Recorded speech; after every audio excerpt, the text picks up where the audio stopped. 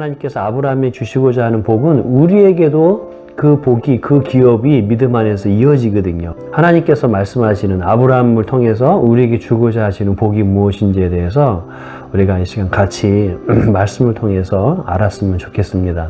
이 복이란 단어가 네이버 사전에는 뭐라고 나와 있냐면은 아주 좋은 운수, 큰 행운과 오붓한 행복, 삶에서 누리는 운 좋은 현상과 그것에 얻어지는 기쁨과 즐거움, 이렇게 써 있어요. 그럼 아브라함에게 오늘 하나님께서 말씀하신 이 복은 우연찮게 찾아오는 게 아니라 하나님께서 주신다라고 말씀했어요. 여기서 아브라함에게 주시는 복이 우리가 하나씩 살펴보면은 큰 민족을 이루겠다라고 이렇게 말씀해 주세요. 큰 민족을 이룬다라는 게 뭐일까요? 그만큼 남이 함부로 그 민족을 건드릴 수가 없어요. 두 번째, 네 이름을 창대하게 해주겠다라는 거예요. 이름이 열방 가운데 네 이름이 알려지겠다라는 거예요. 좋은 의미에서 알려지겠다라는 거겠죠. 그래서 하나님께서 뭐라고 말했어요? 너를 축복하는 자에게 복이 내리고 너를 막 해코지 하는 사람에게 하나님께서 그에게 저주를 내리겠다라는 거예요. 그건 뭐예요? 하나님께서 그를 보호해 주시겠다라는 거거든요. 얼마나 감사한 일입니까? 그리고 땅의 모든 사람이 너로 인하여 복을 받을 거라는 거예요. 복이 너 안에만 머물지 않고 다른 사람에게도 그 복이 흘러가는 그러한 일들이 네 안에 있을 거라는 거예요. 근데 우리 잘 생각해 보세요. 우리가 신앙생활을 한다고 해서 이러한 일들이 막 일어나고 있습니까? 하나님께서 이러한 복을 주시겠다라고 창세기 12장이 말씀하시지만 창세기 18장에는요, 지금 열거한 이 복에 대한 것들을요, 이것이 이루어지기 위해서 하나님께서 사실은 그 전에 요구되는 것이 있었어요. 정말 하나님께서 아브라함을 통해 주신 복은 아까 말한 건 표면적인 거예요. 이 표면적인 걸 이루기 위해서 하나님께서 더 원하시는 게 있었어요. 그게 바로 창세기 18장이에요. 우리 창세기 18장, 우리 18절부터 19절 읽어보겠습니다. 아브라함은 강대한 나라가 되고 천하 만민은 그로 말미암아 복을 받게 될 것이니 아니냐. 내가 그로 그 자식과 건속에게 명하여 여호와의 도를 지켜 의와 공도를 행하게 하려고 그를 택하였나니 이는 나 여호와가 아브라함에게 대하여 말한 일을 이루려 함이니라. 내가 아브라함을 택하고 아브라함에게 말한 그 일, 그 약속 있지 않느냐. 창세기 12장. 그 이루기 위해서 하나님께서 하시는 게 있대요. 그게 뭐예요? 우리 읽었지 않았습니까? 여호와를 도를 지켜 이렇게 써 있어요. 여호와의 도라는 것은 여호와의 방식이에요. 여호와의 규례를 말하는 거예요. 하나님의 규례대로 지켜라. 그리고 여호와의 의와 공의를 행하게 하려고 택했다라는 거예요. 여호와의 보좌의 기초는요, 공의와 정의거든요. 보좌라는 건 뭐예요? 왕이 다스리는 것이에요. 그럼 하나님이 왕이잖아요. 만왕의 왕이시잖아요. 하나님께서 왕으로서 아브라함을 택해서 한 나라를 통치하기 원하셔요. 이 통치하시는 이유가 뭐냐? 하나님의 규례, 하나님의 율례의 말씀을 지켜기 위해서 하나님의 공의와 하나님의 정의가 어떻게 흘러가는지를 보여주기 위한 거예요. 그래서 이것들은 다른 나라를 통해서 어떻게 해요? 하나님의 공의와 정의가 흘러가는 것을 함부로 대하면 하나님께서 가만히 있겠습니까? 하나님이 그를 치시죠. 하나님의 공의와 흘러가는 자를 축복한다라는 것은요, 우리도 그렇게 살기를 원해. 야, 어떻게 해야 하나님의 공의와 정의가 살아갈 수 있어? 이렇게 하나님의 공의와 정의대로 살아가려고 그 복을 받으려고 오는 사람에게 하나님께서 그에게도 복을 주시는 거예요. 그게 목적이라는 거예요. 이 하나님께서 18장에 말씀하시는 이것을 모르고 그냥 나를 큰 민족이 되게 해준대. 그냥 열방에 내 이름이 그냥 다 알려진대. 와, 하나님이 나를 하버드 대학 갔더니 막 하버드 대학 그러면 다들 막 이름이 막 신문에 기사가 나고 그러지 않습니까? 하나님 나를 그렇게 했어. 우리 아들을 하나님께서 이렇게 복을 주셨어요. 그렇게 하고 하나님의 말씀대로 살아가지 않는다. 그건 복이 아니에요. 우리 시편에 보면요, 하나님의 규례와 말씀을 지키는 복이 아주 간단하게 써 있어요. 근데 여러분 아세요? 시편이 1편부터 저 끝까지 150편이 있어요. 근데 시편이 이렇게 묶음으로 5권씩 나눠져 있는데 이것이 다 합치면 150편이에요. 근데 이 150편에 이 서론이라고 할 수 있는 게 시편 1편이에요. 그러니까 그것은 뭐예요? 서론이라는 뭐예요? 본론과 결론은 어떻게 흘러갈지를 미리 얘기해 주는 거예요. 간단하게.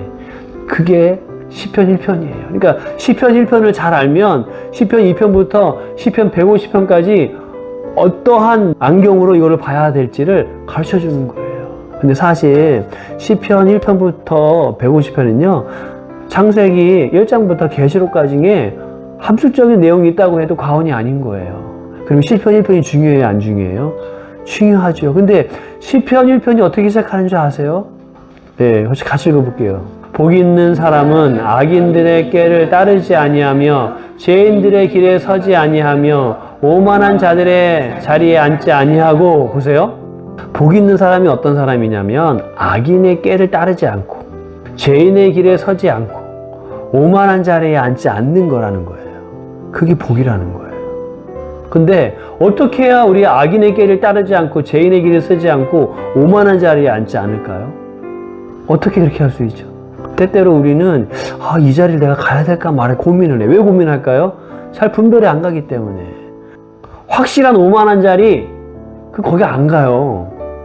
그렇지 않습니까? 근데 이게 오만한 자리인지 아닌지 잘 구분을 못할 때 뭘로 구분하죠? 2절이 답이에요. 2절을 같이 읽어볼게요. 오직 여호와의 율법을 즐거워하여 그의 율법을 주야로 묵상하는 자도다. 왜 여호와의 율법을 주야로 묵상하죠? 우리는 밤이나 낮이나 우리 안에서 결정해야 될 일들이 있어요, 없어요? 있지 않습니까? 근데 그 결정할 때 뭘 가지고 결정하냐? 여호와의 말씀을 가지고.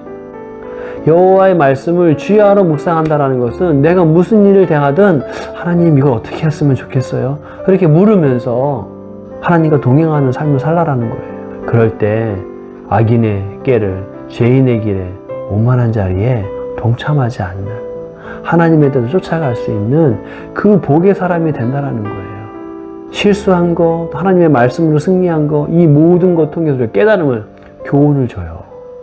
그래서 하나님의 말씀대로 살아가는 게 복이라고 얘기하는 거예요. 근데 신약에 와서는요, 복의 개념을 좀 다른 면에서 말씀을 하셔요. 우리가 신약에 있어서 가장 복이라고 말할 수 있는 게 뭔지 아십니까? 팔복. 팔복이 그리스도인에게서 그리스도인의 특징이고 그리스도인의 정체성인 거예요. 우리가 어떠한 복을 추구해야 되는지, 그리고 그리스도인에게 나타나는 복이 어떤 건지를 잘 가르쳐줘요.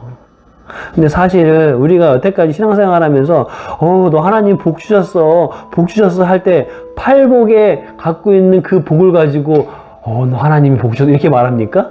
그렇지 않아요. 우리가 팔복을 다 구체적으로 살펴보지 않지만 팔복에는 뭐가 있습니까? 심령이 가난한 자에게 천국이 저일 것이요, 위로를 받을 것이요, 땅을 기업으로 얻을 것이요, 배부를 것이요, 국류를 받을 것이요, 하나님을 볼 것이요, 하나님의 아들이라 칭함을 받을 것이요, 하늘의 상이 너에게 클 것이다 이렇게 얘기해요. 이 모든 것들은요, 우리가 너 복 받았어 말하는 그것도 하나님이 주시는 복이죠. 왜? 하나님께서 아브라함에게 우리가 일반적으로 알고 있는 그런 복을 주셨거든요. 근데 그것보다 하나님께서 우리에게 본질적으로 말하는 복은, 구약으로 말하면 하나님의 말씀대로 살아가는구나 네가. 넌 진짜 복 받은 사람이야. 신약으로 말하면 팔복. 너는 보니까 하나님의 나라가 너한테 막 임한 것 같아. 복 받았어. 너 하나님의 위로를 받는 사람이구나. 하나님이 너에게 긍휼을 주시는구나. 야, 너는 하나님을 만나는 사람이구나. 하나님이 너에게 말씀도 하시고, 너의 삶을 보면, 야, 너가 실수했을 때 또 이렇게 다시 일어나고 회개하고 그러는 은혜가 있네, 너. 하나님 복 받은 사람이야. 아들이 서울대 가서 이번에 40일 작전기도 아닌 서울대 가는 게 하나님 복 받았네요. 이런 얘기를 많이 해도 성경이 말할 때 가장 큰 복은 이런 거라는 거예요. 우리 영적인 신앙 안에서 우리의 심령을 갈아엎는, 하나님 앞에서의 나의 심령의 태도를, 마음의 상태를, 이것을 더 강조해요. 왜 그럴까요? 왜 이 복을 강조하죠? 왜냐하면 이 복은요, 창세기 1장에 나오는 하나님이 사람을 창조하신 목적의 복이기 때문에 그래요. 우리 같이 볼게요. 창세기 우리가 1장에 하나님께서 사람을 창조하실 때 주신 복에 대해서 이렇게 써 있어요. 1장 27절에 하나님이 자기 형상 곧 하나님의 형상대로 사람을 창조하시되 남자와 여자를 창조하시고 하나님이 그들에게 복을 주시며 하나님이 그들에게 이르시되 생육하고 번성하여 땅에 충만하라 땅을 정복하라 바다의 물고기와 하늘에서와 땅에 움직이는 모든 생물을 다스리라 하시니라. 하나님이 그들에게 무슨 복을 주셨냐면은 생육하고 번성하는 복을 주셨어요. 그리고 이 자연 만물들을 잘 다스리고 경작하고 그걸로 하나님과 동행하면서 물건을 만들어내고 생산하고 그런 거를 하나님이 원하셔요. 근데요, 이렇게 만들기 위해서 그들을 어떤 형상으로 만들었다고요? 하나님의 형상으로. 그러면 여기서 하나님의 형상은 단순히 외적인 이러한 형상만을 말할까요? 여러분, 골로새서 1장 15절에 이렇게 써 있어요. 그는 보이지 아니하는 하나님의 형상이시오. 이렇게 써요. 그가 누구예요? 예수 그리스도를 말하는 거예요. 예수 그리스도는 보이지 아니하시는 하나님의 형상이라는 거예요. 단순히 외적인 걸 말할까요? 여러분, 요한복음에 1장 8절에 이렇게 써 있어요. 본래 하나님은 본 사람이 없으되 아버지의 품속에 있는 독생하신 하나님이 나타나셨느니라. 하나님을 본 사람이 없어요. 근데 하나님의 품속에 있는 거 보여요, 안 보여요? 안 보이죠. 그 품속에 있는 독생자 하나님이 나타날 때 예수 그리스도예요. 그러면 예수 그리스도와 하나님의 형상이라는 것은요, 하나님의 품속에 있는 하나님의 성품과 하나님의 뜻을 어떻게 이루어가는지를 외적인 모양으로 나타낸 그 하나님. 성령은 하나님의 깊은 것을 다 통달하신다라는 거예요. 그 모든 것을 다 아신다라는 거예요. 그 성령님께서 예수 그리스도 안에서 역사하십니까? 안 합니까? 하지 않습니까? 그러면 예수님은 그의 삶의 모든 사역에 있어서 치유도 하시고 말씀도 전하시고 막 하지 않았습니까? 그 모든 것에 그 깊은 것, 심령 안에서 뭔가 요동하시니까 그대로 행하신 거 아닙니까? 하나님의 깊은 것. 성령님이 하나님의 모든 것을 아셔서 예수 그리스도 안에서 성령님, 삼위일체 하나님이 일하심으로 나타내는 거예요. 예수님이야말로 그 안에 하나님의 나라가 꽉 차 있으셔요. 누구보다 그 안에 팔복에서 말하는 하나님의 위로를 가지시고 하나님의 기업과 하나님의 긍휼과 하나님의 아들 되심과 하나님과 동행하여 하나님을 보는 분이셨단 말이에요. 근데 그 그리스도가 우리 안에서 우리의 삶을 통해서 그것을 나타내길 원하시는 게 창조의 목적인 거예요. 때때로는 어떻게 나타납니까?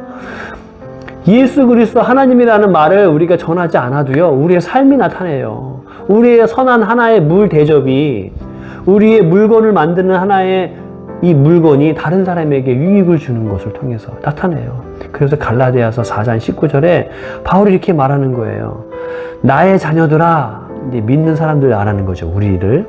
자녀들아, 너희 속에 하나님의 형상을 이루기까지 다시 너희를 위하여 해산하는 수고를 하노니. 만약에 외적인 형상이 하나님의 형상으로만 우리 표현된다면 사도 바울이 왜 해산하는 수고를 하면서까지 그리스도의 형상이 너희 안에 나타나기를 원한다라고 말하겠습니까? 예? 해산하는 수고가 간단한 수고입니까? 예? 10달 동안 조심하면서 또 아이를 키우려봐야 어린 나이요. 손이 얼마나 많이 갑니까? 단순한 게 아니에요. 간단한 게 아니에요. 하나님의 형상을 이루기까지 내가 수고한다. 그것은 쉽게 이루어지지 않는다라는 거예요. 팔복이 우리 안에서 이루어지는 것은요, 어떻게 보면 해산의 수고와 같은 수고가 필요한 거예요. 하나님께서 이러한 형상이 우리 안에 팔복이 일어날 때 이걸 통해서 창조의 목적대로 아브라함의 자손에게 주려고 하는 네 이름을 창대하게 하겠다. 이 창대하겠다라는 거는요, 아까 우리 창세기 말한 대로 생육하고 번성하게 해주겠다. 네 민족을 크게 해주겠다. 똑같지 않습니까? 네 이름을 열방 가운데 유명하게 해주겠다. 똑같지 않습니까? 그렇게 해서 하나님의 형상을 이 땅에 이루고 싶은 것이 그게 하나님께서 아브라함을 주신 복이에요. 그럼 우리도 하나님 택하신, 우리를 부르신 목적의 복이 거기에 있는 거예요. 이것이 외적으로 나타날 때 어떻게 나타납니까? 좋은 대학에 가서 그걸 통해서 하나님의 형상을 나타내는 일들이 있는 거고, 결혼을 해서 하나님께서 그의 가정을 인도하심을 보게 하시고, 사업을 통해서 그것을 보여주시고, 그게 하나님께서 그렇게 하시는 일이에요.